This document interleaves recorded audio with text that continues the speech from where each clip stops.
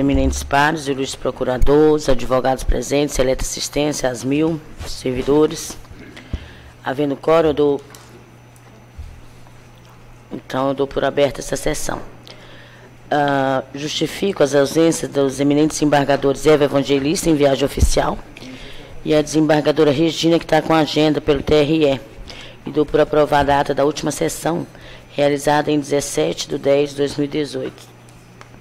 Já anuncio também, senhores, que os processos dos itens 1 a 4 estão sendo retirados de pauta em razão da ausência justificada da eminente relatora, desembargadora Eva Evangelista.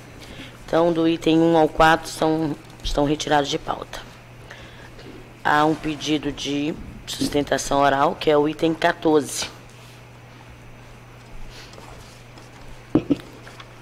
O item 14 é uma ação direta de inconstitucionalidade, 1001, 544-75, 2018, relatoria do eminente desembargador Pedro Hans, requerente Sindicatos Engenheiros do Estado do Acre, SENGE, advogado Marco Aurélio Bucar, requerido Estado do Acre, procurador do Estado Luiz Rafael Marques de Lima e procurador de Justiça Dr. Flávio Augusto Siqueira de Oliveira. Desembargador Pedro Hans, Vossa Excelência tem a palavra.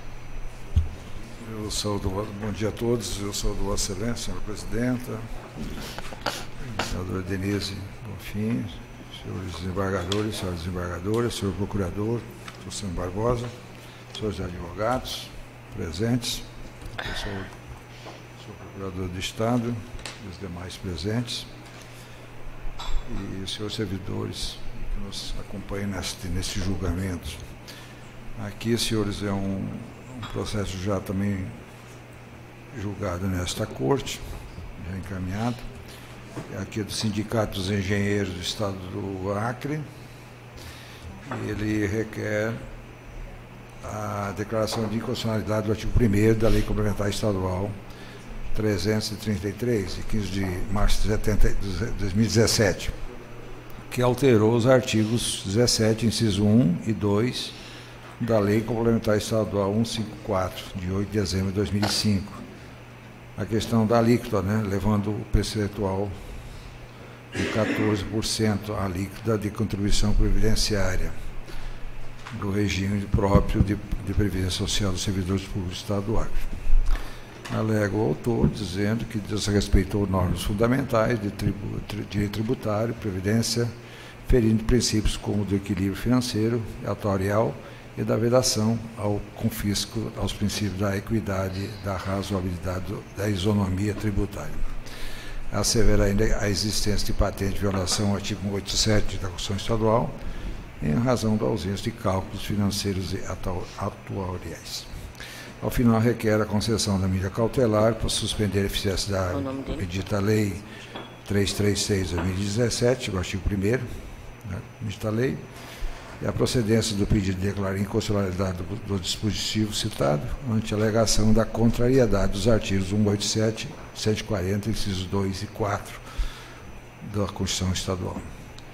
As informações solicitadas foram prestadas às folhas 64 e 61, há um erro técnico aqui, STF 71, onde o Estado do Acre, seu representante, pugnou preliminarmente pela extinção da ação em razão da alegada ilegitimidade ativa da parte autora, quanto ao pleito liminar, requereu seu indeferimento, sob o argumento que a matéria exposta está sob a jurisdição do Supremo Tribunal Federal, como para nós todos conhecido, e determinou sobrestamento dos procedimentos pendentes sobre a mesma temática.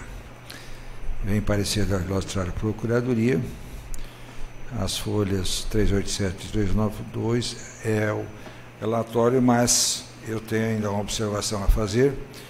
Agora pela manhã o Estado do Acre, através da sua Procuradoria, impetrou uma petição que não está nos autos, por isso eu estou trazendo aqui de forma oral, alegando a suspeição, com fundamentos, que eu não vou aqui citá-los, do ilustre desembargador Luiz Vitório Camolês, nos termos do 144 e 145 do CPC, em virtude de haver proposta pela Associação dos Magistrados do Acre, a ADIM, 100, o 1000-944-88-2017, cujo objeto, a causa de pedir e o pedido são idênticos a esta ação declaratória de inconstitucionalidade. Então, ele pede a suspensão do ilustre magistrado, que eu ainda examinei, que não chegou, o ilustre procurador veio despachar comigo agora. Então, eu trago em forma oral a Vossa Excelência o pedido de suspeição do ilustre desembargador Luiz Vitório Camolês, tendo em vista que ainda é o presidente da nossa associação dos magistrados. Esse é o relatório, senhora presidenta. Pois não, desembargador. Eu vou ouvir, então, o eminente desembargador Vitório Camolês. Eminente presidente, eminentes pares, ilustre procurador, senhores advogados, assistentes. Ontem à noite eu puxei o processo para votar e eu vi que era uma causa semelhante à que eu defendo como presidente da ASMAC e defendi. Né? E eu não votei. E eu fiquei aguardando para ver qual a posição. Não sabia dessa questão do pedido do ilustre procurador. Entendo sim que ele tem razão. Evidente, não posso postular algo que ainda em curso e chego aqui e vou votar, isso fica muito evidente. Né? Então, o senhor se dá para me afasto do processo, sim, até para manter a lisura do Tribunal Pleno. Pois não, muito obrigada, doutor. Então, pedido de impedimento do desembargador Luiz Camolês, feito pelo Estado e reconhecido pelo desembargador Luiz Camolês, que se afastou da demanda. Pois não, então, com a palavra agora, o ilustre procurador, doutor Marco Rogério, né? Vinícius? Luiz Rogério, pelo prazo regimental de 15 minutos. Bom dia a todos. Basicamente, a manifestação é para referendar as teses já analisadas nas informações. Só um minutinho. Como o mérito está suspenso no âmbito do Supremo, pelo julgamento...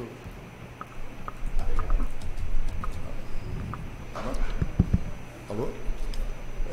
No julgamento de recurso extraordinário representativo de controvérsia, mas foram alegadas duas questões preliminares em relação à legitimidade ativa do sindicato, uma vez por ser sindicato ele não detém legitimidade ativa, porque nos termos do artigo 104(6) da Constituição Estadual, a legitimidade somente é da federação sindical, que é a entidade de segundo grau. E como o sindicato é entidade de primeiro grau, faltaria a legitimidade. E, além da ilegitimidade ativa, também, no caso, falta pertinência temática nessa a propositura da ação, uma vez que o sindicato está propondo uma ação que não defende todo o interesse da classe, sim apenas uma parte, não sei se é a maior ou a menor parte, mas é só uma parcela. E nos termos da jurisprudência do STF, a pertinência tem que ser total do objeto que defende o sindicato, com os interesses da classe dele, com a propositura da ação. Então, não faltaria essa pertinência. Não obstante, se vier superado essas questões preliminares, o pedido cautelar também precisa ser, também defendemos o não provimento do pedido cautelar. Por quê? O que se analisou é que o pedido de inconstitucionalidade formal basicamente tem por base o fato de que a mensagem que o governador enviou à Assembleia Legislativa não mencionava o estudo atuarial específico do Estado, e sim um estudo de âmbito nacional do problema do déficit previdenciário nacional. Não obstante a mensagem ter mencionado esse problema de âmbito nacional e de conhecimento de todos, nos autos foram juntados, não um, mas dois estudos atuariais do regime próprio de previdência do Estado do regime próprio de previdência do Estado do Acre. E dentro desses estudos, é possível verificar que em 2016, que foi o ano que precedeu a propositura do projeto de lei, o déficit atuarial do regime próprio era de 309 milhões. A arrecadação era de 259 milhões, o custo de gastos com os benefícios era de 569 milhões, o que restava um déficit de 309 milhões, que era e é ainda coberto esse déficit por recursos próprios do Estado, sendo que esse déficit ele representa mais que 77% do custo do regime próprio. Então, os números do estudo atuarial, eles mostram o real problema previdenciário do Estado e a necessidade desse aumento.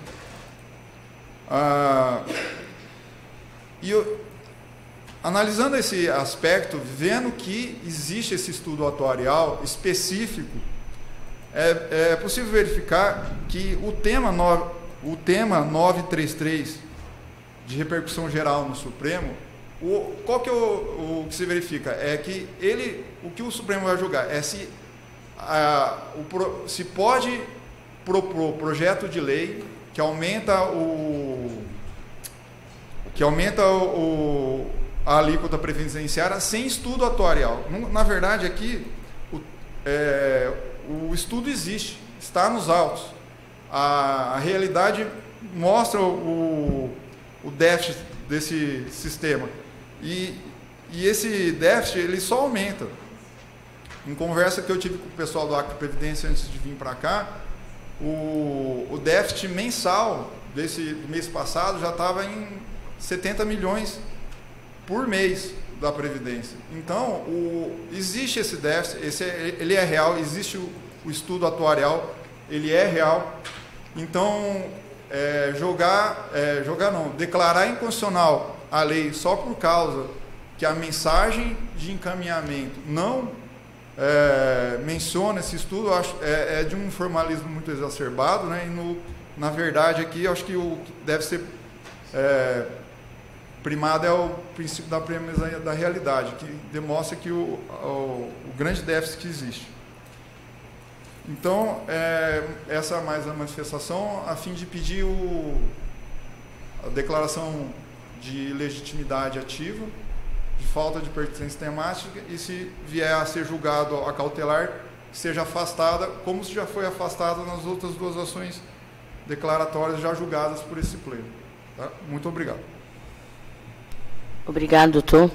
Senhores, eu já vi aqui que todos votaram, e eu já pedi anuência aqui ao órgão ministerial, eu já pedi anuência ao órgão ministerial, e para a gente fazer o julgamento antecipado, mas eu passo a palavra ao ilustre procurador. Senhora presidente, senhores desembargadores,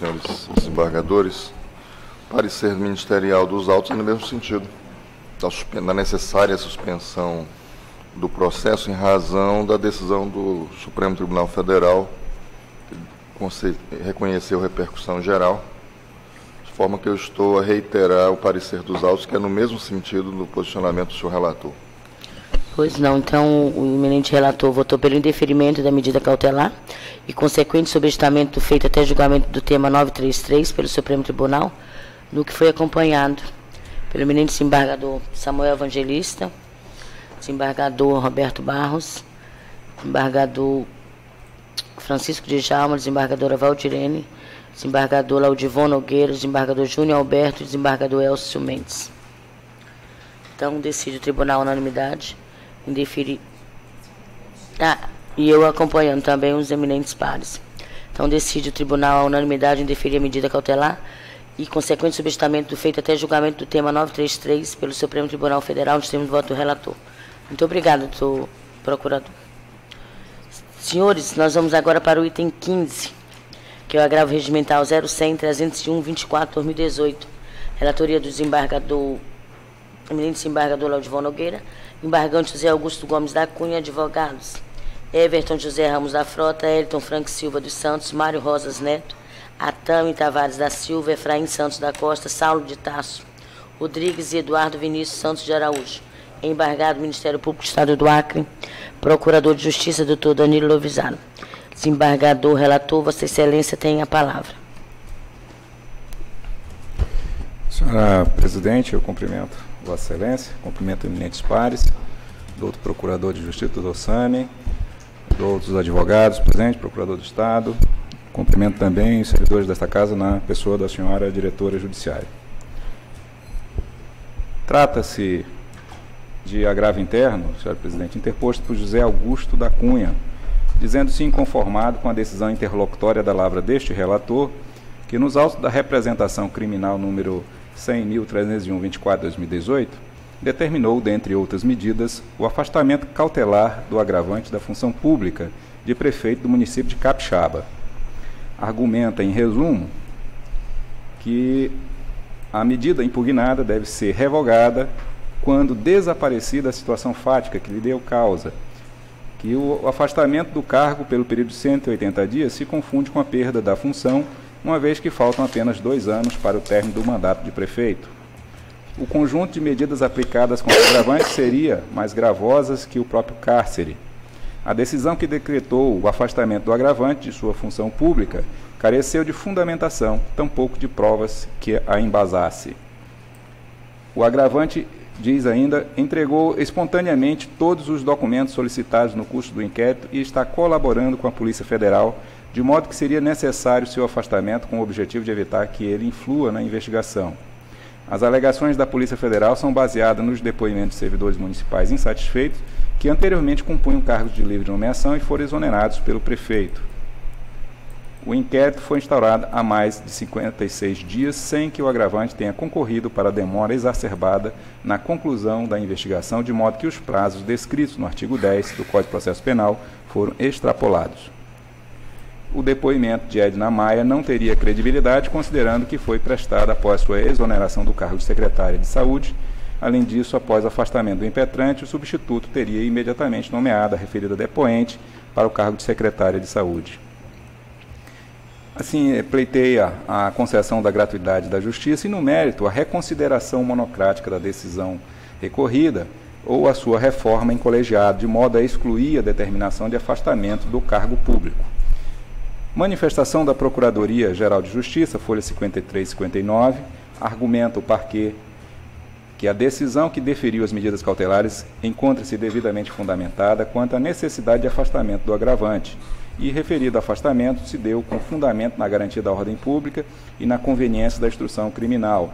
O agravante não trouxe nos autos qualquer elemento capaz de demonstrar a ocorrência da inovação da realidade fática, inexistindo assim motivo para alteração das cautelares. Diz ainda que há notícia de que, após o afastamento, o agravante teria ameaçado o vice-prefeito, que está atualmente lhe substituindo no cargo. Pleiteou assim o desprovimento do recurso ao relatório, senhora Presidente. Não, com a palavra, apesar de no agravo regimental não haver a manifestação do órgão ministerial, mas Sua Excelência, o relator, encaminhou os autos à Procuradoria, eu ouço o eminente Procurador de Justiça, doutor Sami Barbosa. Senhora Presidente, senhores desembargadores, eu estou a reiterar o posicionamento dos autos, encostado aos autos, pelo desprovimento do presente agravo regimental, pelas razões já informadas por Sua Excelência, senhor relator. Desembargador, relator. Após realizar o intento exame dos argumentos apresentados pelo agravante e pelo Ministério Público, tenho por bem encaminhar pela manutenção da decisão recorrida, rejeitando, pois, o pedido de reconsideração, votando pelo desprovimento do agravo interno. Passo a explicar, senhora Presidente, e se for o caso, explicar os motivos, fundamentos em razão dos quais entendo que a pretensão recursal é improcedente. Pois não. De início, verifico que o apelante concentra sua argumentação em 2 linhas básicas de raciocínio. Inicialmente, pontua que, à luz dos elementos de informação disponíveis quando da prolação da decisão impugnada, o seu afastamento do cargo de prefeito da comarca de Capixaba teria sido equivocado. Em seguida, passa a argumentar, de forma subsidiária, que os fundamentos para a decretação da medida não mais estariam presentes, sendo necessária a sua revogação. Pois bem, para facilitar a compreensão das controvérsias, reputo necessário tecer breve relato do que foi colacionado pela autoridade policial em sua representação, bem como dos elementos de informação utilizados por este relator para deferir parcialmente os requerimentos. Segundo a Polícia Federal, haveria fortes indícios de que os representados teriam praticado, em tese, os delitos tipificados no artigo 90, fraude à licitação, da Lei 8.663/93, e artigos 171, parágrafo 3º, estelionato majorado, artigo 288, associação criminosa, artigo 297, falsidade ideológica, artigo 317, corrupção ativa, e artigo 333, corrupção passiva, todos do Código Penal. Em apertada síntese, afirmou que recebeu denúncia, isso é a polícia, a noticiar a malversação na aplicação de recursos públicos por parte do prefeito de Capixaba, funcionários e particulares do PAB fixo de saúde, Programa de Governo Federal de Repasse de Recursos aos Municípios para o Incremento da Saúde Básica Municipal, onde são destacados valores superfaturados na aquisição de produtos de consumo, odontológico, medicamentos e material de construção para a reforma de unidades de saúde, não entrega de produtos adquiridos, não aplicação dos recursos, apesar do pagamento, conluio entre prefeito municipal e empresas fornecedoras. Aferiu que, em diligências aos postos de saúde, isso aí a Polícia Federal, onde supostamente teriam ocorrido os ilícitos, realizou entrevistas com os diretores das unidades de saúde, comparou o material de construção adquirido com o que havia sido aplicado naquelas unidades, não constatando mínima correlação entre o que de fato foi reformado e aplicado com o que foi adquirido. Acrescentou ainda que foram adquiridos materiais odontológicos conforme notas fiscais anexadas ao caderno investigatório, totalizando o valor de R$ 175.001,01, os quais não foram entregues, conforme relatado pela responsável pelo depósito, a qual afirmou não ter recebido nem metade do material descrito nas notas fiscais. Asseverou outro sim que existem 5 notas fiscais referentes à compra de materiais de limpeza e consumo no período de 9 de novembro de 2017 a 13 de janeiro de 2018, que perfazem exorbitante cifra de R$ 391.627,66. Nesse ponto, enfatizou que a responsável pelo estoque se assustou com a quantidade de materiais descritos nas notas fiscais e afirmou que não recebeu metade daqueles itens e que as quantidades são exorbitantes e incompatíveis com o consumo daquela secretaria. Narrou ainda que o alcaide mandou publicar 2 extratos de termo de adesão à ata de registro de preço em licitação no município de Pixuma, Amazonas, pegando carona nos processos daquele município, em que se sagrou vencedora a empresa Bipolar Importação e Exportação Limitada, visando o fornecimento de medicamentos, material odontológico e outros afins. Acrescentou que o Tribunal de Contas encontrou outras irregularidades que representam indícios de crime contra a lei das licitações e desvio de recursos públicos. Para além disso, teriam sido identificados 23 processos licitatórios não remetidos ao Tribunal de Contas, consistente em 18 licitações e 5 adesões à ata de registro de preço. Após examinar os autos, concluí que realmente existem elementos que permitem verificar a materialidade dos delitos, bem como indícios seguros de autoria e entendimento este que mantenho, a despeito dos argumentos do agravante. Consoante explicitei as folhas 787 e 798 dos autos principais, o relato da Polícia Federal é confirmado pelas notas fiscais de empenho de liquidação acostadas, aliadas às fiscalizações in loco realizadas. Some-se a isso os depoimentos das testemunhas, em especial Bruna, Zunete, Ari, Francisco Carlos, Ronaldo e Emanuel. E aqui eu cito o depoimento da Bruna Kaline Moraes de Souza, que foi prestado na Polícia Federal, em que ela disse que é dentista na Prefeitura de Capixaba, que é responsável pelo depósito onde são armazenados os materiais odontológicos e é a única que possui a chave desse depósito. Uma pequena sala onde esse material é armazenado e que nunca recebeu ou atestou recebendo de materiais odontológicos ou da Secretaria de Saúde, que, perguntado sobre a aquisição do material odontológico realizado ao final de 2017, especificamente canetas e brocas de uso odontológico, afirmou que nenhum material lhe foi entregue, que nunca recebeu ou atestou o recebimento desse material, que nunca viu esse material em depósito E perguntado se ainda em abril, maio de 2017 poderia ser que teria sido entregue quase 2.000 brocas, afirma que não, que nunca viu em depósito essa quantidade, que igualmente nunca viu no depósito pelo qual é responsável canetas odontológicas. A entrevista de Zunete Maia Matos, por ocasião da fiscalização em loco da Polícia Federal, e aqui eu destaco que ela trabalha na Secretaria de Saúde da cidade de Capixaba há 1 ano e meio e que é responsável pelo depósito de material de limpeza da Secretaria de Saúde desde janeiro de 2017. Que recebeu os materiais de limpeza sem as notas fiscais, apenas vinha em relação aos itens a quantidade que foi entregue. Que de posse das quantidades de materiais descritos nas notas fiscais, afirmou que não recebeu nem metade do que ali descrito, que recebeu em torno de 60 a 80 caixas de desinfetante, a mesma quantidade de detergente líquido, 50 caixas de sabão em barra, 10 fardos de inseticidas, 100 caixas de água sanitária, 60 caixas de copos descartáveis, e aí ela vai elencando. E ela diz que a secretária Irene disse à depoente que teria que fazer um pedido de R$200 mil de material de limpeza para ser consumido em 6 meses, e que fez um pedido para durar em torno de 6 meses, porém o valor não chegou a R$50 mil. Que a secretária alterou as quantidades de materiais para completar o valor de R$200 mil, mesmo sabendo que era incompatível com o consumo do órgão. O depoimento do Ari Marques da Silva, prestado também na Polícia Federal, e que ele disse que foi chefe de gabinete do então prefeito de Capixaba, senhor José Augusto, entre 2 de janeiro de 2017 a 11 de maio de 2018. Mais adiante ele diz que então o declarante Massinho, bem como a secretária de saúde, à época, a senhora Irene, orientaram o prefeito informando de que o município não poderia custear os procedimentos e que, passado algum tempo, mais de um mês, acredita que em outubro e novembro, data da tentativa de confirmar, recebeu ordem do prefeito para fazer um contato com o empresário Renato, proprietário da empresa MR Distribuidora, pelo telefone, para pegar com ele o dinheiro para pagar o tratamento médico da esposa do vereador Gideão na Santa Casa de Misericórdia. Que então ligou para Renato e marcaram a primeira vez que ele pegou uma primeira parcela no escritório Renato, localizado no bairro Morada do Sol, que foi até ele e pegou o envelope fechado, lacrado, contendo dinheiro, e levou o envelope para dentro de uma sala, contou o valor e confirmou que havia metade do valor, ou seja, 9 mil. Que na segunda vez encontrou o Renato num posto de combustível da Petrobras, localizado em frente ao mercado, Meu Cantinho, na Via Verde, próximo ao canil da Prefeitura de Rio Branco, que de posse desse segundo envelope realizou o mesmo procedimento, entregando a José Alex, que novamente entregou para sua secretária contar, e confirmando que a segunda parcela contemplava o total remanescente, deu por quitada a dívida mediante recibo, da mesma forma que novamente entregou ao prefeito, também na casa dele, que buscou com o Renato e entregou a José Alex esse envelope em 27 de 12 de 2017. Depoimento prestado por Francisco Carlos na comissão do inquérito na Câmara Municipal de Capixaba.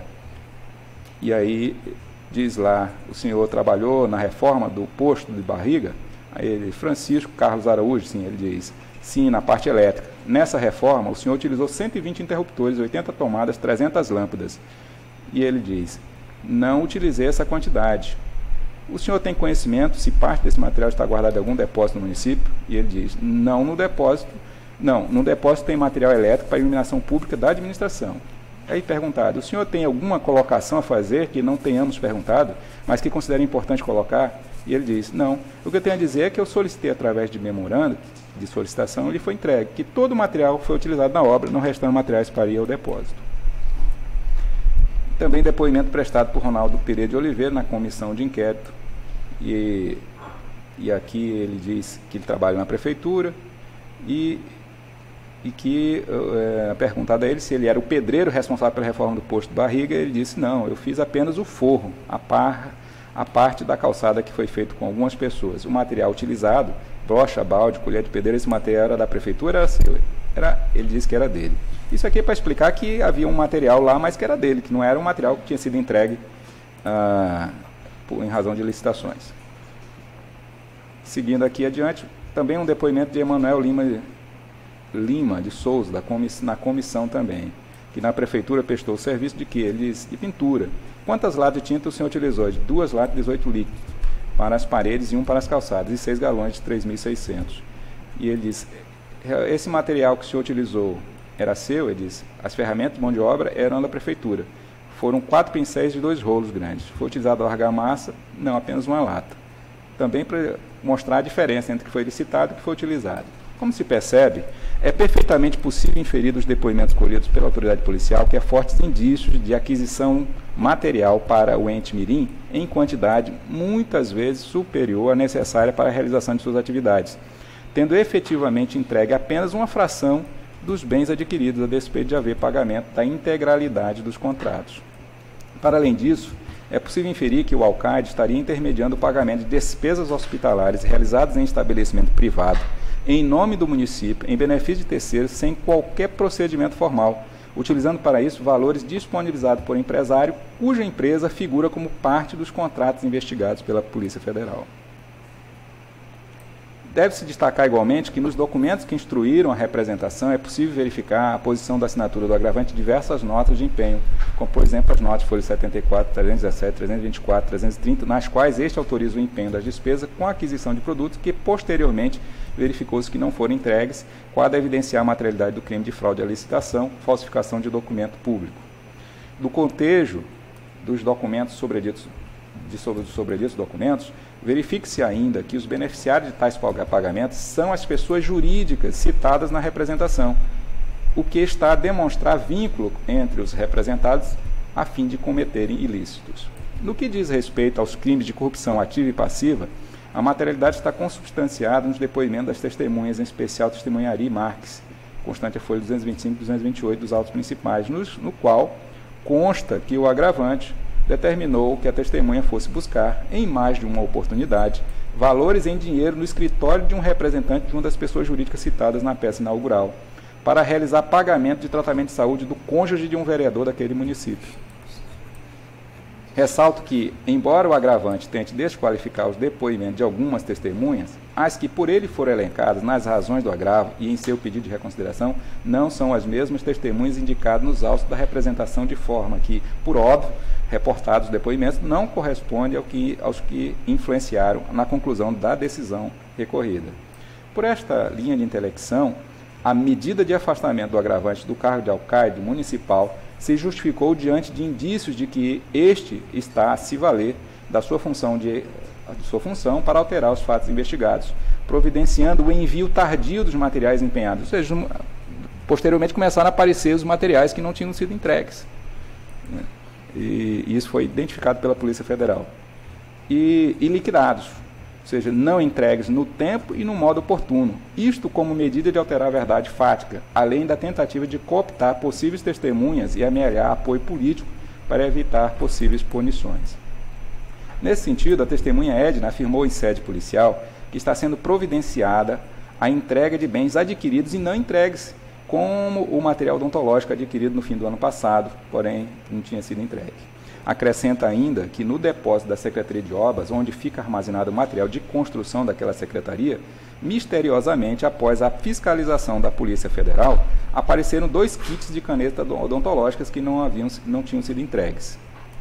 Ao fim, arremata a afirmar que a Bruna está sendo pressionada, assim como a depoente. Estão pressionando as pessoas que foram chamadas pela Polícia Federal para depor.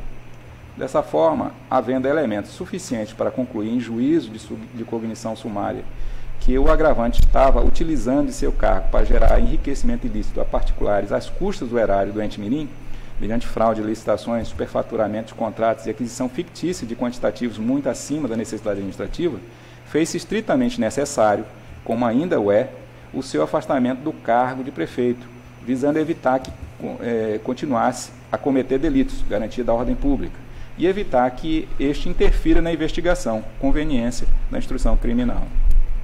Nesse particular, consoante explicitado na decisão recorrida, observa-se que o Superior Tribunal de Justiça já assentou ser possível o afastamento do prefeito municipal de suas funções cautelarmente com fundamento no artigo 319, inciso 6 do Código de Processo Penal, especificamente em razão de fortes indícios de corrupção ativa e fraudes em licitação. E eu cito aqui um precedente do STJ nesse sentido.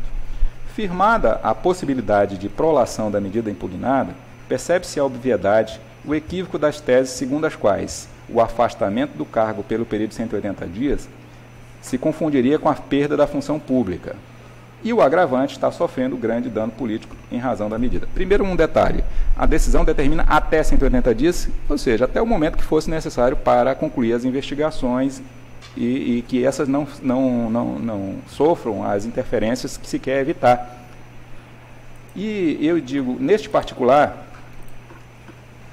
é evidente que o afastamento cautelar do alcade por 6 meses, devidamente justificado e fundamentado, não implica perda de sua função, considerando que o período de seu mandato remanescente, quando da prolação da decisão, ultrapassava 2 anos. Além disso, o eventual prejuízo político decorrente do afastamento do agravante não é justificativa para sua manutenção do cargo, se verificado, como de fato está, que a sua permanência pode resultar prejuízo para a investigação e eventual reiteração de práticas criminosas. Teratológico, igualmente, afirmar que o afastamento do exercício de cargo público seria medida mais gravosa do que a prisão.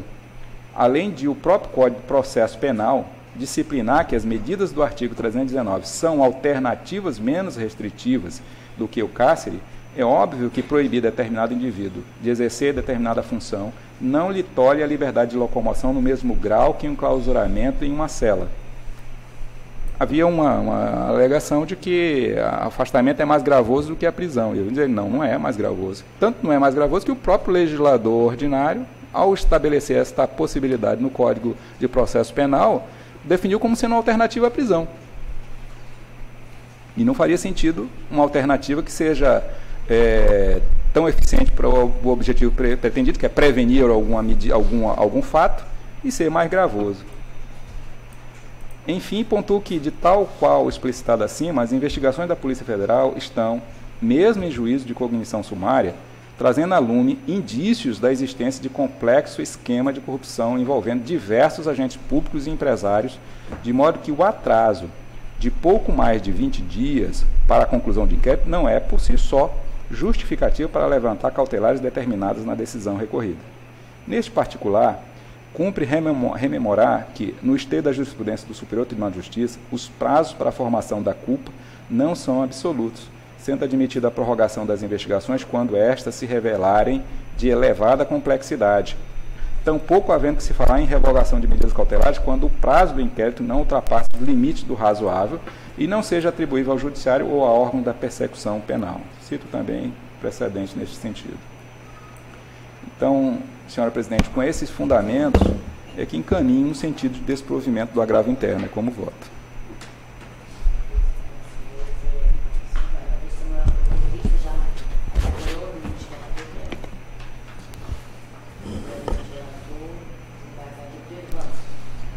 Eu ouvi atentamente a manifestação do ilustre relator, os detalhes, e no momento eu acompanho, porque sua conclusão, quer dizer, eu sei que 30 dias não é determinante, até a compra, né? Até, pode ser até 80 centímetros, então dessa linha não há prejuízo ao mandato, né?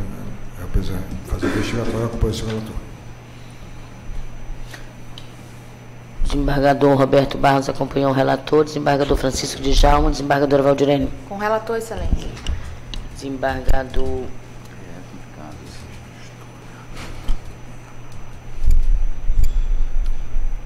Júnior Alberto. Acompanho o relator, senhora presidente. Desembargador Elcio. Com o relator. Desembargador Luiz Camolei. Com o relator. Com o relator. Então, decide o tribunal, unanimidade, negar provimento agravante regimental nos termos do voto do relator. Gostaria de registrar aqui a presença do doutor Tribunal de Contas, o doutor Ribamar. Bem-vindo nessa corte. Senhores, agora voltando ao... Tem mais? Voltando à nossa pauta ordinária, o mandado de segurança, o item 5 da pauta, mandado de segurança 0102, 146, 96, 2015. Relatoria do eminente desembargador Pedro Ranzi, impetrante Nilda Romualdo Vieira, advogado Douglas Jonathan Santiago de Souza, impetrado governador do Estado do Acre e comandante-geral da Polícia Militar, procurador do Estado Hélio Varela de Albuquerque Júnior, procuradora de Justiça, doutora Gisele Mubarak.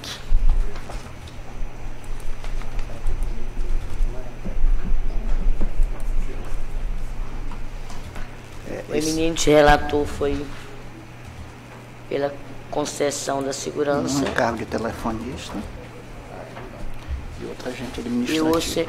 E o ilustre procurador.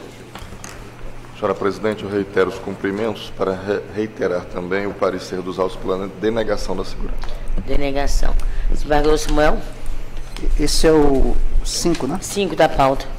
Eu vou pedir vênia ao relator para divergir, para denegar. Né? Para denegar, né? Desembargador Roberto Barros. Presidente, esclarecido aqui pelo eminente desembargador Samuel, os cargos aqui não têm natureza técnica. Daí porque a gente perde o tempo, né? Como o STJ mudou a nossa decisão quanto à decadência administrativa. Aí aqui é voto pela denegação da segurança, em razão dos cargos não serem técnicos. Acompanhando a divergência, pedindo venha ao eminente desembargador Pedro Hans. Desembargador Francisco Djalma acompanhou o relator. Desembargadora Valdirene Cordeiro. Senhora presidente, eu também vou seguir a divergência, não obstante o voto do senhor relator, e tecnicamente nós estamos nos atentando com relação a... Nós vínhamos atentando para a questão da decadência, inclusive, né? É uma situação de 30 anos, né? E vínhamos, assim, antes da decisão das Cortes Superiores, levando em consideração. Só que no caso concreto aqui não se trata de cargo técnico, e a gente vinha se posicionando refratariamente a isso. Então, senhora presidente, eu estou com a divergência. Muito obrigada. Desembargador Laudivon. Senhora presidente, eu acompanho a divergência. Desembargador Elcio Júnior. Senhora presidente, eu vou pedir venha ao ilustre relator, ao eminente relator. Também vou seguir a divergência. Desembargador Elcio. Acompanhar a divergência, presidente. Desembargadora, eu vou pedir vista do processo para melhor examinar essa questão. Embora já haja maioria em relação à divergência, eu me comprometo a trazer o processo na próxima sessão, vou examinar melhor a questão. Com a divergência. Com a divergência, né? O que é cargo de telefonista e agente administrativo? Decide o tribunal.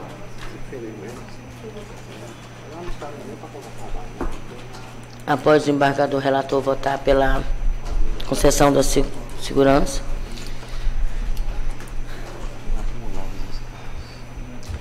os demais desembargadores pela denegação da segurança, pediu vista ao desembargador Francisco Djalma.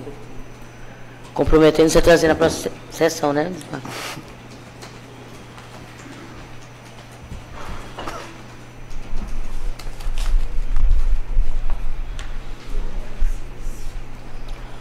O item 6, senhores, é o mandato de segurança 1001-288-35-2018, relatoria do eminente desembargador Roberto Barros.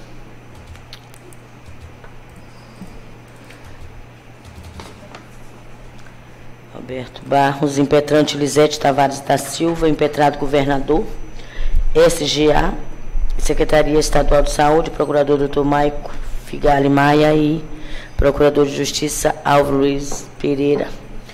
Sua Excelência, o relator foi pela concessão da ordem e o agravo interno prejudicado ao seu eminente procurador. No mesmo sentido, presidente. No que foi acompanhado pelo eminente desembargador Samuel Evangelista, Pedro Hans, Francisco Djalma, Valdirene Cordeiro, Laudivon, Júnior Alberto, Elcio e Luiz Camolês. Então, decide o tribunal na unanimidade conceder a segurança de termos do voto do relator. O item 7, mandado de segurança 1001-319-55-2018, também de relatoria do eminente desembargador Roberto Barros. Aqui é impetrante Valdemir Ferreira de Almeida, advogado Isaac da Silva Almeida, impetrado governador do Estado do Acre, SGA, e secretário de Estado, Maico Figali Maia, procurador, e a procuradora de Justiça, Patrícia de Amorim Rei. Sua Excelência foi pela concessão da segurança. Eu ouço procurador. Mesmo sentido, presidente. Pois não, no que foi acompanhado pelo eminente desembargador Samuel Evangelista, Pedro Hans, Francisco de Djalma, Valdirene Cordeiro, Laudivon Nogueira, Júnior Alberto, Elcio e Luiz Camolês. Então, decide o tribunal na unanimidade conceder a segurança em termos do voto do relator. O oitavo, então, fica prejudicado em razão do julgamento do mandado de segurança do item 7. O 9, mandado de segurança 1001-638-23, também da relatoria do eminente desembargador Roberto Barros, impetrante Eudeci da Silva Costa, Ismael Marcel da Costa Filho é o advogado, impetrados governador, SGA, secretário de Estado de Saúde, o procurador doutor Michael, e o procurador de Justiça, o doutor Edmar Monteiro. Sua Excelência aqui foi pela concessão da ordem. E o eminente procurador. No mesmo sentido. Desembargador Samuel Evangelista, acompanhando o eminente relator Pedro Hans. O nosso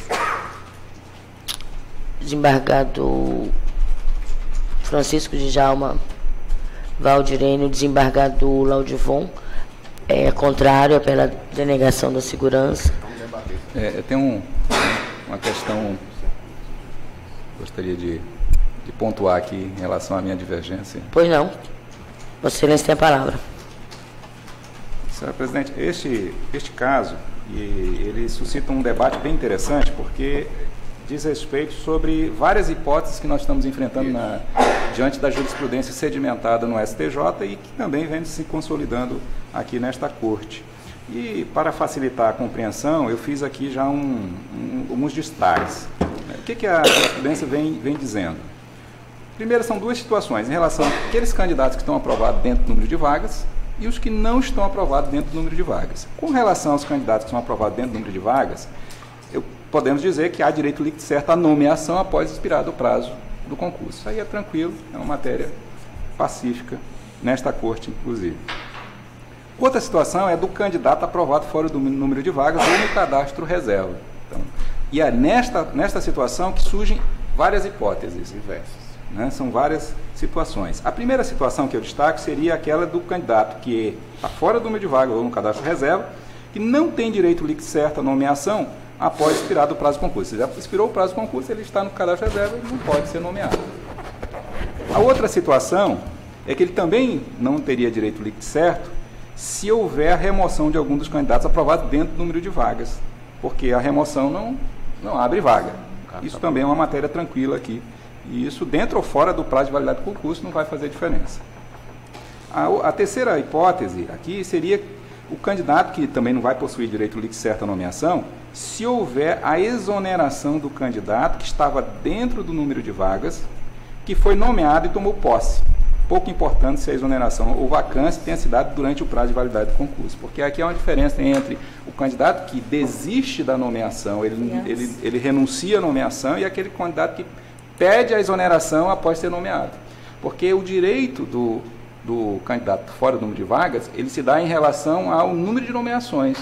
Se o concurso tem 5 ou 6 nomeações, se tiver 6 nomeações, então eu tenho direito, se por acaso algum candidato renunciar e eu for o 7º, for renunciar, eu teria o direito. Agora, se ele toma posse, entra em exercício e pede exoneração, não, porque aí eu não estaria dentro de uma 7ª nomeação.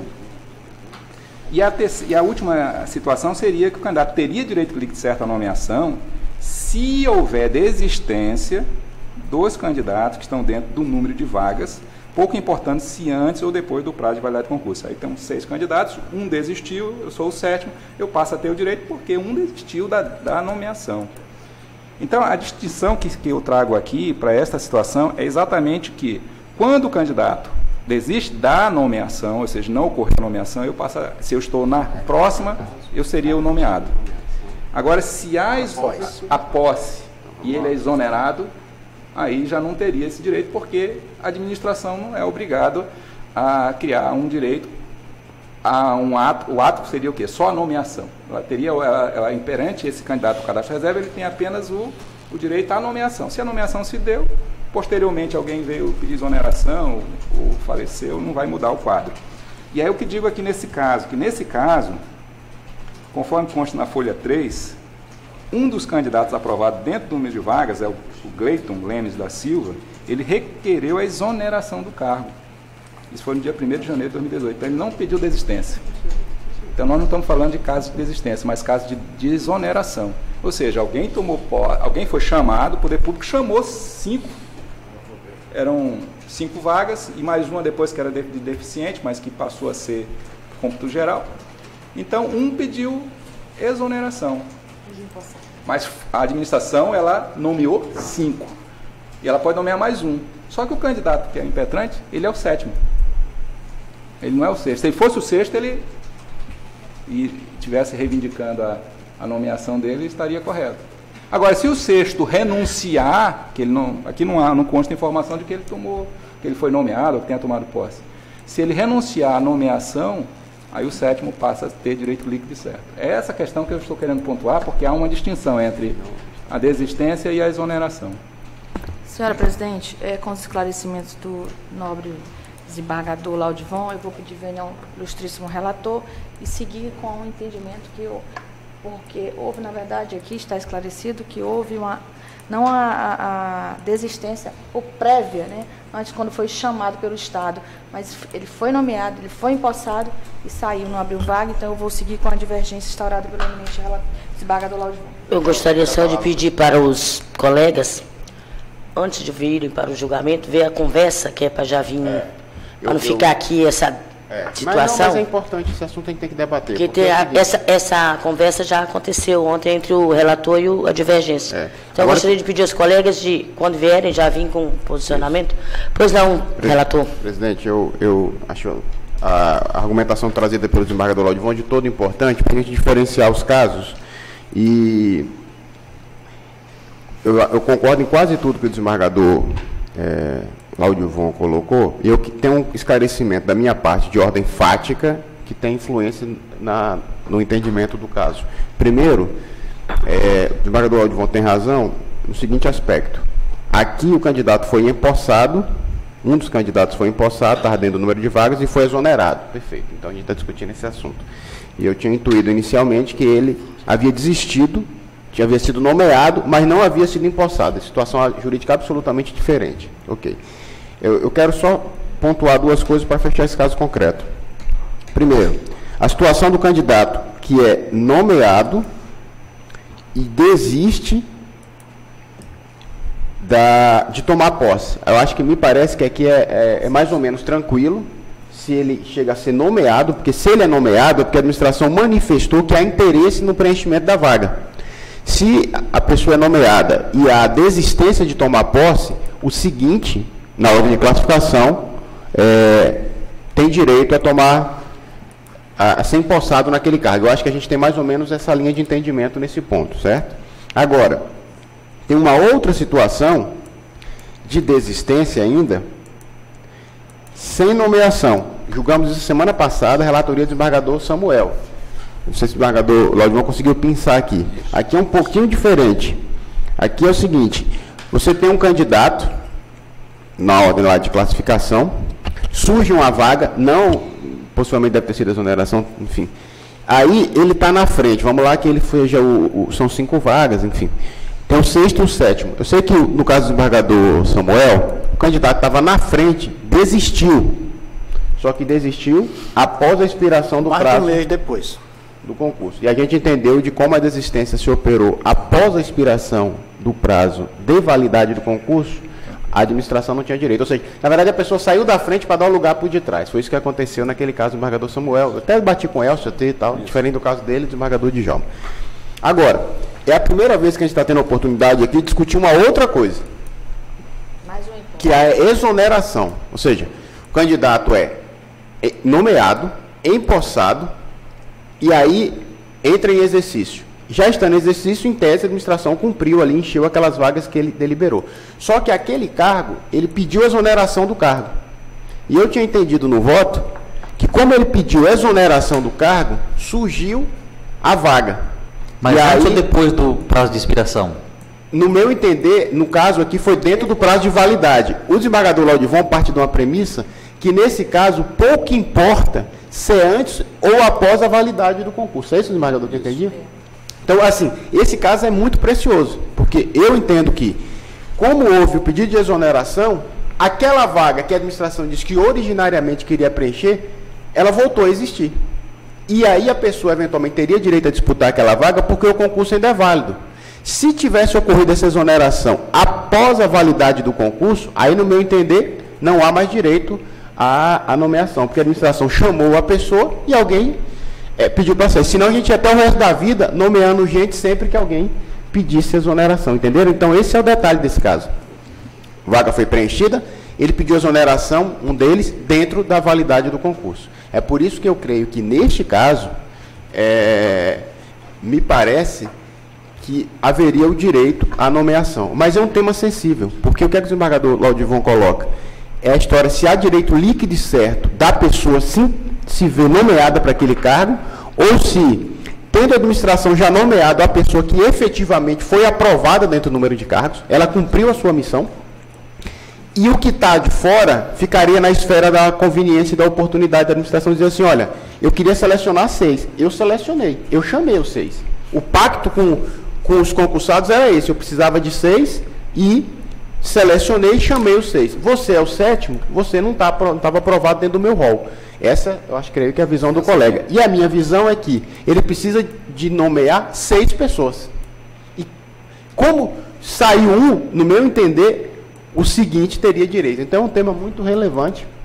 E eu vou, conforme vou voltando nesses processos, eu vou fazer que nem desembargador Laudivon, eu vou anotando as situações para eu não me perder no negócio. E creio, inclusive, colegas, a gente está sempre muito atropelado, mas assim, que nessas matérias de concurso, o desembargador Pedro é um entusiasta da ideia, que nós pudéssemos, a partir de um determinado momento, destacar isso, julgar como incidente de processo repetitivo e começar a criar precedente para a gente tentar ir estabelecendo as rotas objetivas para os casos iguais e não darmos decisões conflitantes. Então, assim, essas são as minhas ponderações pelas quais, no meu entender, essa pessoa deveria ter direito a ser nomeado por essas circunstâncias, mas o debate é muito enriquecedor. Eu não estou localizando aqui, senhora presidente. Não, desculpa. Pois não, desembargador Samuel. Você que está conduzindo agora. O vice lá, né? É o vice, está lá. Eu não estou localizando, mas o voto do ministro Luiz Fux, ele fala que tem direito também às vagas que surgirem, né? Durante a vigência do concurso. Não, é um pouquinho diferente. Assim, eu li ontem o voto do Fux. Estou com ele aqui, inclusive. E ele diz o seguinte: qual foi o debate que surgiu? Eu assisti esse julgamento. O debate que o desembargador Laudivon tem é o seguinte: lá no âmbito do Supremo, primeiro veio aquele julgamento da relatoria do ministro Gilmar Mendes, que mudou completamente o entendimento que até então, aprovado dentro do número de vagas ou fora, só tinha expectativa de direito. E aí ele quebrou aquele paradigma e disse, olha, isso aqui é uma relação e a administração pública tem que ter boa fé e confiança. E aí quem está aprovado dentro do número de vagas tem direito. Ok. Depois disso, surgiu um outro debate. Mas e se surgirem vagas novas? E eu até dei o exemplo. Você tem 5 vagas. Depois vem uma lei e aumenta o número de vagas. Aí os candidatos começavam a entrar com mandado de segurança achando que tinha direito a nomear. E aí veio o julgamento do ministro Fux e disse, olha, a regra é, ainda que surja a vaga nova e ainda que se abra um outro concurso, porque eu me lembro que eles começaram a discutir o seguinte, tá, eu quero selecionar 10 concursados, só que aprova 20. Esses 10 que são excedentes vão ter direito ao resto da vida a ser nomeado, eu não vou poder fazer um novo concurso, eu vou ter que chamar o final de fila de concurso? E eles começaram a debater isso. E aí eles criaram esse precedente dizendo, a regra é que não há direito à nomeação se abrir vaga nova, não há direito à nomeação se abrir um novo concurso. O X da questão que o desembargador Samuel está puxando é que tem umas exceções, e aí me parece que esse caso se enquadra na exceção, que ele diz assim, deixa eu só pegar aqui, que não tem esse direito, salvo se... deixa eu pegar aqui... É mais ou menos assim, ele diz que não tem esse direito, salvo se a administração manifestar que tem interesse em prover o vago, e aí para mim manifestou na medida em que ele nomeou o camarada que estava aprovado dentro do número de vagas. Esse aqui é o detalhe do negócio. E houver uma recusa arbitrária. Aí o detalhe é o seguinte: há uma recusa arbitrária ou não em você ter uma pessoa aprovada na sequência para uma vaga que ele disse existir? Esse é que é o ponto. Mas a palavra do desembargador Laudivon. Só para destacar o que consta no voto do ministro, ele diz assim: a tese objetiva assentada em sede desta repercussão geral é de que o surgimento de novas vagas ou abertura de novo concurso para o mesmo cargo durante o prazo de validade do certame anterior não gera automaticamente o direito à nomeação de candidatos aprovados fora das vagas previstas no edital. Aí ele vem a ressalva. Agora vem a ressalva. Quer dizer, não cabe, mas salvo o quê? Ressalvadas as hipóteses de preterição arbitrária. Não é o caso. Não é o caso. E motivada por parte da administração, caracterizadas por comportamento tácito ou expresso do poder público capaz de revelar a inequívoca necessidade de nomeação do aprovado durante o período de validade do certame, a ser demonstrado de forma cabal pelo candidato. É que eu acho que o ponto que nós estamos divergindo é o seguinte: se são 6 vagas, elas foram providas, mas aí eu entendo que a necessidade da administração permanece. É isso. Agora, se ele abre mais 4 vagas, ou seja, é vaga nova, ou seja, para além de 6 seria vaga nova, entendeu? Eu entendo que ele está dentro das vagas originárias, esse é o ponto. Desembargador Roberto Laudivon, analisando aqui a petição inicial, eu constatei o seguinte: que ele quer computar no número total de vagas, foram 5 vagas para ampla concorrência e uma vaga para portador de deficiência. Só que, em relação a essa vaga para portador de deficiência, não foi provida. Isso. E ele está contabilizando esse número de 6, né, para alcançar. Para entrar. Aqui no caso, desembargador, a vaga, a 6ª vaga, é porque o edital já preveu. Se o edital não prevê, ele está fora. Até em controvérsia, eu, desembargador Laudivon. Mas o edital prevê que, se não houver portadores de deficiência, será ampla concorrência? Ampla concorrência, isso. Expressamente, Então ele tem razão. Então essa primeira parte do meu voto ele passou a existir 6 vagas porque não houve. O edital prevê. O desembargador Roberto, com a palavra agora, é o desembargador decano desta corte. Não, nós estamos na discussão aqui, mas eu havia acompanhado, sim, o voto do desembargador Roberto, entendendo que houve a manifestação inequívoca da administração, né, quando ele fez a nomeação. Agora, desembargador Laudivon, isso aqui seria somente para os aprovados nesse concurso, né? Os que estão fora da lista dos aprovados, isso é do cadastro reserva. O que eu quero dizer é o seguinte: essa exoneração é dos candidatos daquele concurso. Exoneração daquele candidato. Isso, também é outra porque senão nós não vamos. A gente não vai acabar nunca. Isso também é um assunto interessantíssimo. Exonerado foi o 4º colocado. Isso. Então, nesse ponto, eu acompanho o relator, viu, pedindo vênia ao desembargador Laudivon, que realmente o tema é bem palpitante. Desembargador Pedro, continua acompanhando.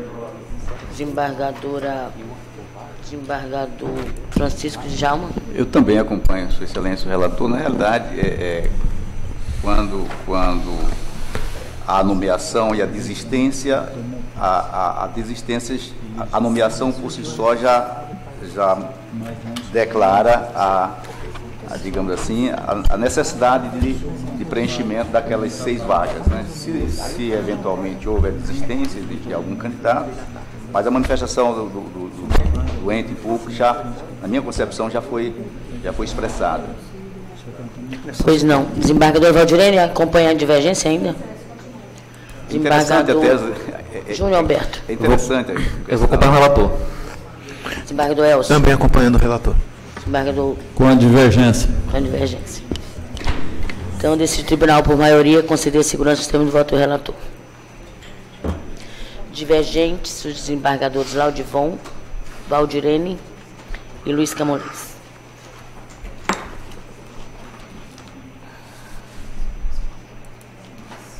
Dez senhores da pauta, revisão criminal 10.001, 96, 22, 2018. Relatoria do eminente desembargador Roberto Barros.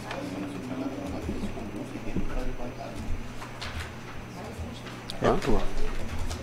Que é? É tu, Roberto. É, Roberto. Não, é isso, porque está dentro do prazo de validade É, Roberto. Isso é a revisão. Pois não. Desembargador Roberto Barros, relatoria. Revisor desembargador Valdirene Cordeiro. Revisionando José Erivelton da Silva Filgueira. Advogado Francisco Silvano Rodrigues Santiago. Revisionado MP, Ministério Público do Estado do Acre. Promotor Mariano Jorge de Souza Melo. E aqui eu concedo a palavra ao eminente relator. Senhora Presidente, eminentes colegas, cumprimento Vossa Excelência, doutor procurador, assistentes, demais presentes. Senhora Presidente, aqui há um pedido de adiamento do julgamento formulado pelo ilustre advogado Francisco Silvano, manifestado na data de ontem, acho que foi liberado hoje, né, do ilustre diretora.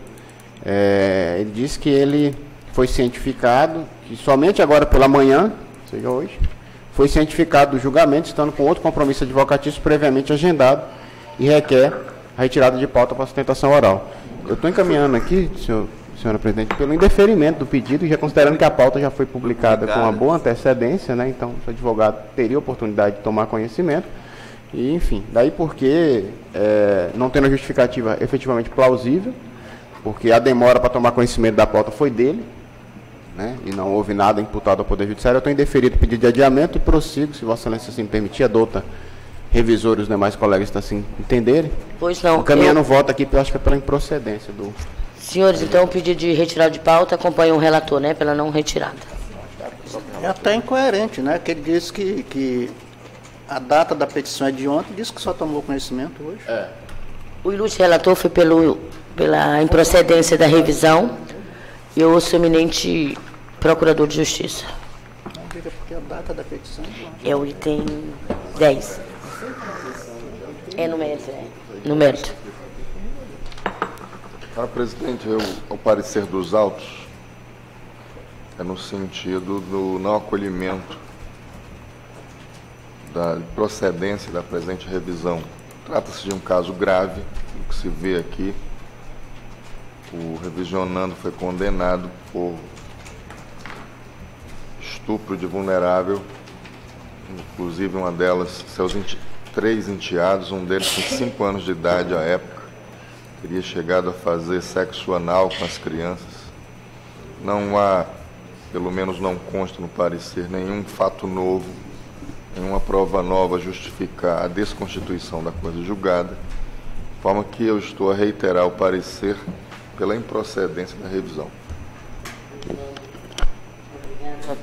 Doutor Sam, a eminente relatora acompanhou, a eminente revisora acompanhou o eminente relator, desembargador Samuel também acompanhou, desembargador Pedro Hanzi,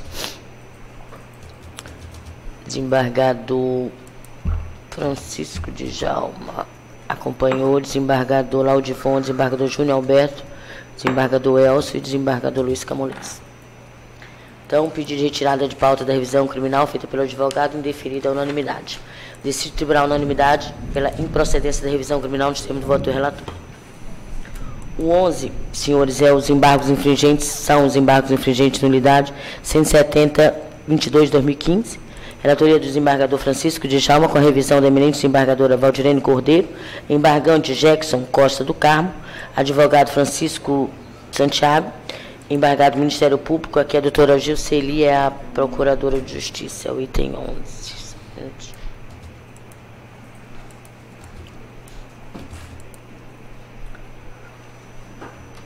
O eminente relator foi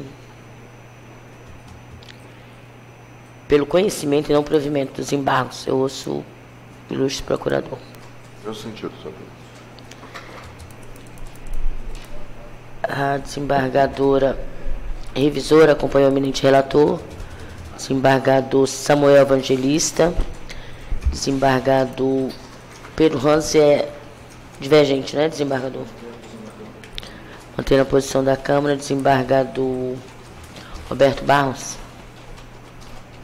É o item 12. 11. A relatora está acompanhando o relator. Aliás, a revisora está acompanhando o relator, né? Eu acompanho o quadro do relator. Pois não. Desembargador.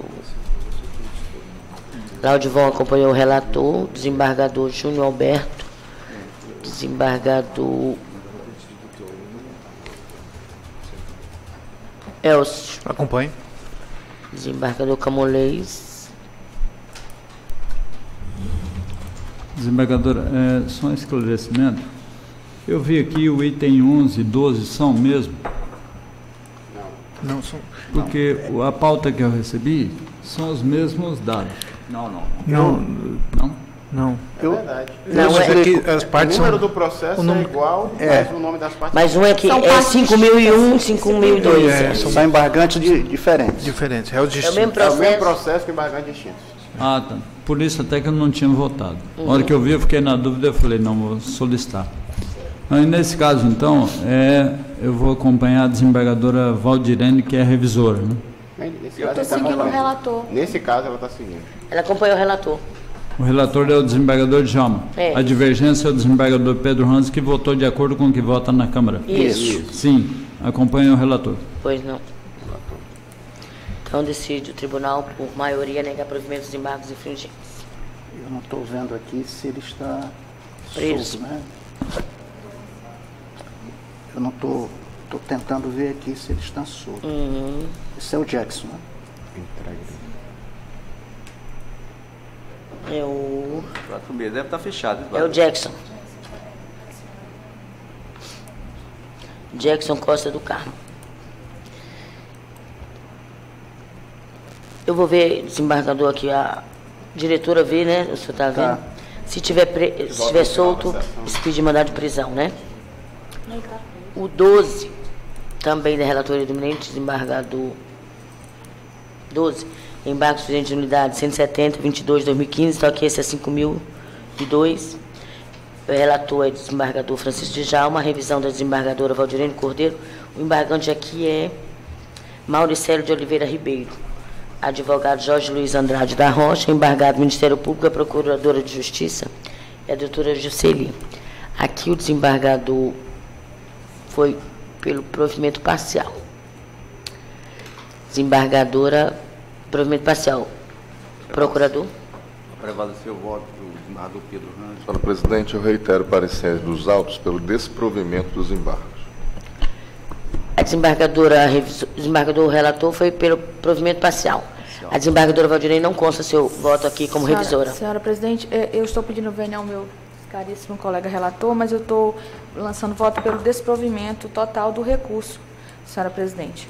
Pois não, desembargador Samuel? Eu também, nego provimento, acompanho a divergência. Pois não, desembargador Pedro? Saudações, professor relator. E penso que eu avançaria mais, pedindo bem ao senhor relator, já que a pena restou para 8 anos e a Câmara tem decidido nessa linha de, em vez de fechado, eu voto nessa minha divergência só no semiaberto. Então, acompanho o senhor relator no quanto divirjo também em parte, o movimento parcial e acrescento ainda a mudança do regime semiaberto. Relator, muda? Não. Desembargador Roberto Barros. Eu peço o eminente relator para acompanhar o voto da divergência. Desembargador Laudivon. Põe relator. Desembargador Júnior. Eu vou pedir vênia ao eminente relator para seguir a divergência. Desembargador Elcio. Também acompanho a divergência. Desembargador. Com a divergência. Com divergência. Realmente foi deferido o direito de apelar em liberdade para todos, viu? Então vamos mandar despedir. Então decide o tribunal, por maioria, negar provimento aos embargos infringentes. Nos termos do voto do relator. Divergente, desembargador Pedro Hans, que mantém a posição da Câmara. Só com relação ao regime. Só um minutinho. Divergente, desembargador Pedro Hans, em parte, para a mudança do regime para o semiaberto. Os demais.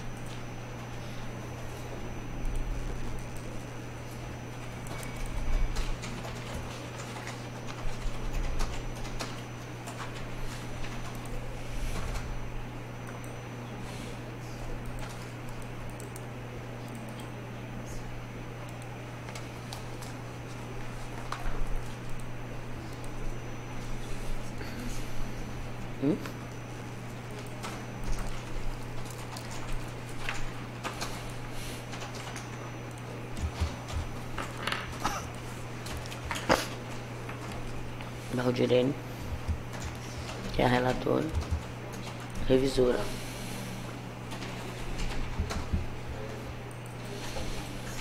Luiz Camolês.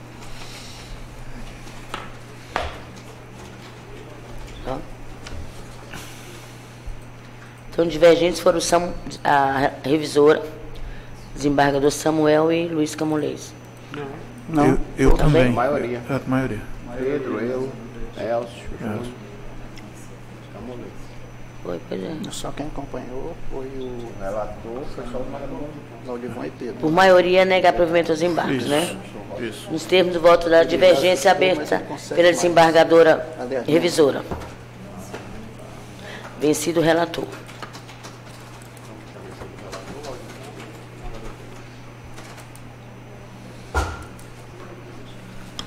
Pois. Item 13, embargos infringentes de unidade 46.12.81/2017, também da desembargador Francisco Djalma, com a revisão da desembargadora Valdirene Cordeiro, embargante Wellington Santos Flores, embargado Ministério Público do Estado do Acre, promotor de justiça doutor Marcos Galina e a procuradora de justiça doutora Gisele Mubarak, o item 13.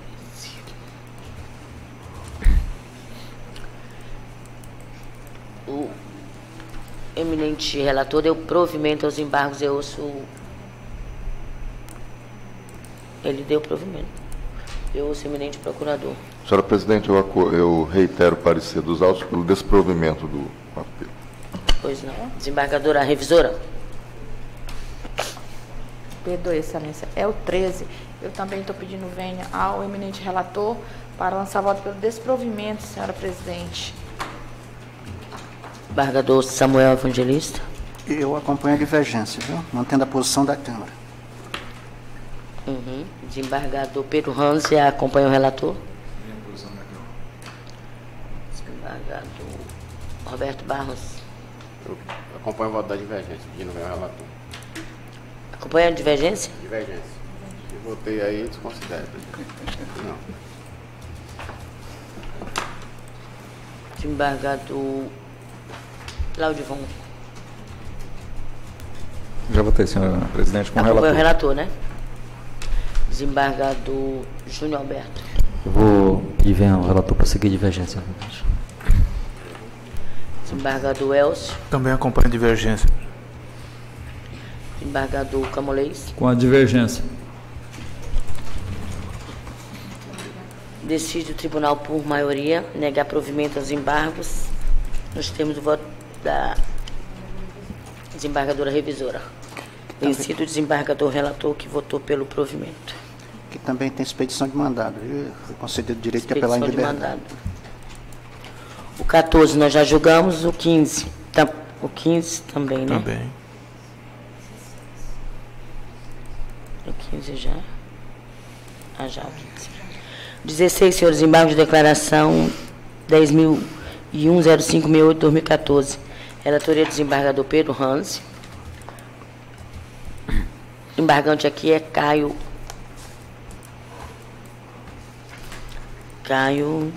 Lohan Oliveira Rocha. Defensor público é o doutor Rodrigo Chaves, embargado do Estado do Acre.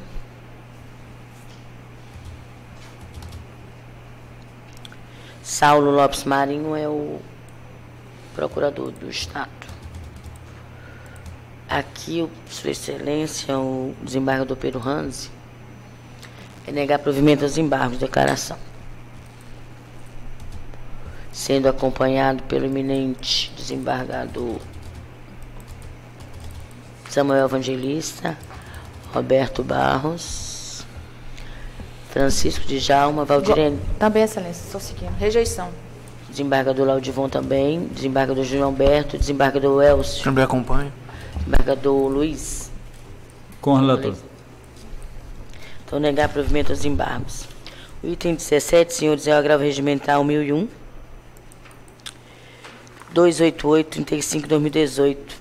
Relatoria do desembargador Roberto Barros. Prejudicado, né? Está prejudicado esse, então, né? Porque foi julgado o principal. Ok, então. Senhores,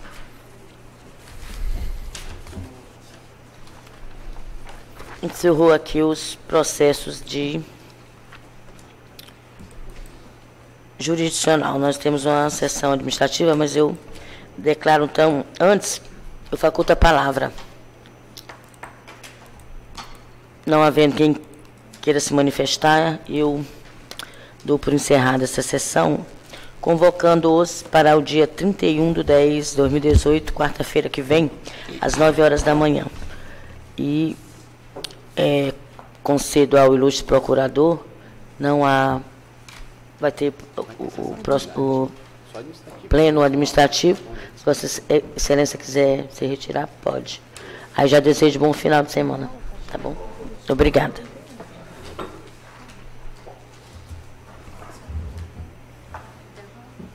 Vamos dar um intervalo que a gente vai ali tratar do assunto.